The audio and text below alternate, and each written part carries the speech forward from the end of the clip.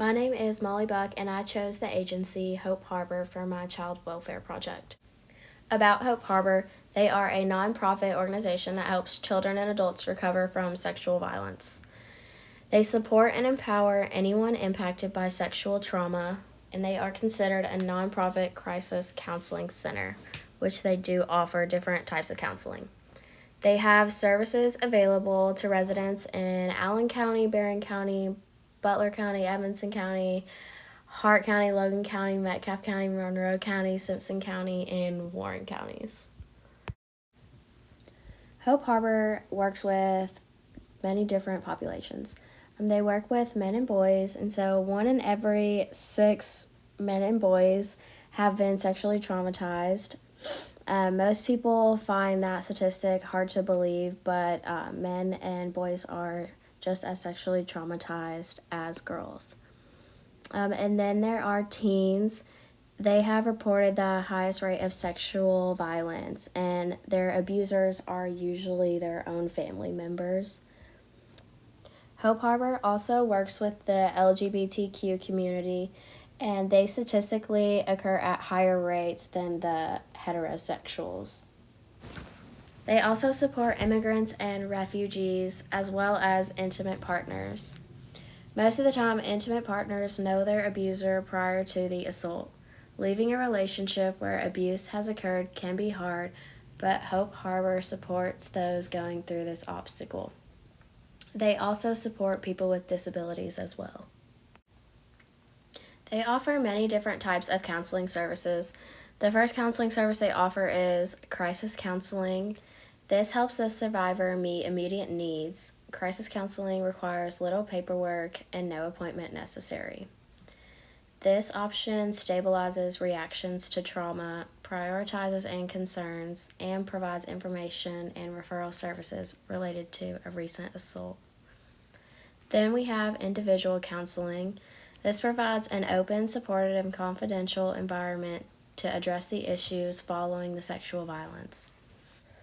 Next, we have couples counseling.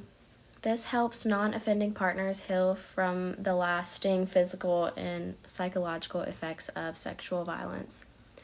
Family counseling. This targets relationships and the overall functioning of the family unit for non-offending family members. Then lastly, we have support groups or group counseling.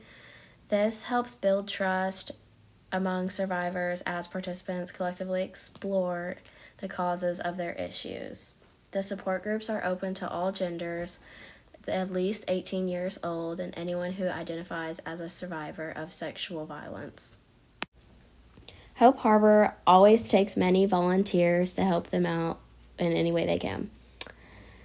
Since COVID has started, they have not been able to take volunteers. The volunteers they used to be able to take were called advocates, and these were people who would take shifts on a 24/7 crisis hotline, and they would talk to whoever would call in, and you would have to be at least 18 years old and complete 40 hours of training to be able to volunteer. They also had volunteers known as in-office volunteers. These people would assist staff with organization, data collection, and entry completion of other agency projects. They also have a therapeutic garden located in the Bowling Green office, and this provides clients, staff, and volunteers with a safe space as well as a food source. They use this garden for volunteers to help harvest, produce, plant, and maintain the garden. Hope Harbor hosts many annual events. The first one they host is called Speak Out, Speak Easy. This is a 1920s theme event that partners with Little Fox Bakery. They host this at the Charleston and Bowling Green. The next event they have is called Take Back the Night. This takes place in April for Sexual Assault Prevention Month. This is held on the third Thursday in April. This march and rally is an opportunity for the community to come together to unite against violence.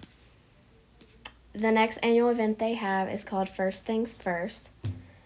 This is a performance that features local artists with themes that reflect recovery from sexual violence, gender violence, dating violence, racial violence, and body image.